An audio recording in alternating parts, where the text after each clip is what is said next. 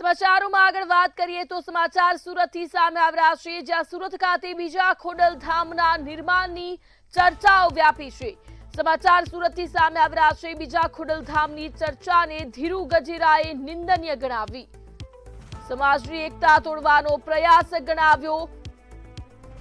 ત્યારે બીજા ખોડલધામની ચર્ચાઓ વ્યાપી છે, નવા ખોડલધામના વિચારને જાકારો આપવા અપીલ કરવામાં આવી। જે આ વિચાર આવ્યો એ ખરેખર નિંદનીય અને દુઃખદાયક છે, કારણ કે જેવી રીતે તમે વાત કરી ઉમિયાધામ કડવા પટેલનું એક પ્રતિ આસ્થાનું કેન્દ્ર, એના કુલદેવી, એનું જે કંઈ ગણો એ સંગઠનનું કેન્દ્ર છે કે ત્યાંથી મતલબમાં ઉમિયા માતા ધામ છે, ત્યાંથી આખા કડવા પટેલનું આખું એક આસ્થાનું કેન્દ્ર ગણો, શક્તિનું કેન્દ્ર ગણો, સંગઠનનું કેન્દ્ર ગણો, વિકાસનું કેન્દ્ર ગણો, જે કંઈ તે છે તે છે। ઉમિયાધામને હિસાબે લેવા પટેલને પણ એમ થયું કે આપણે મને એક એકતાનું કેન્દ્ર હોવું જોઈએ અને એક આસ્થાનું કેન્દ્ર, અને આ સપનું સ્વર્ગસ્થ કેશુભાઈ પટેલ,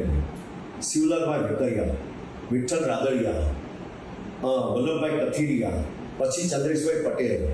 સૌરાષ્ટ્રના દરેક જિલ્લાઓના લેવા પટેલના આગેવાનોનું એક સ્વપ્ન હતું, ખોડલધામ કે આપણું એક આસ્થાનું કેન્દ્ર હોવું જોઈએ, સંગઠનનું કેન્દ્ર હોવું જોઈએ।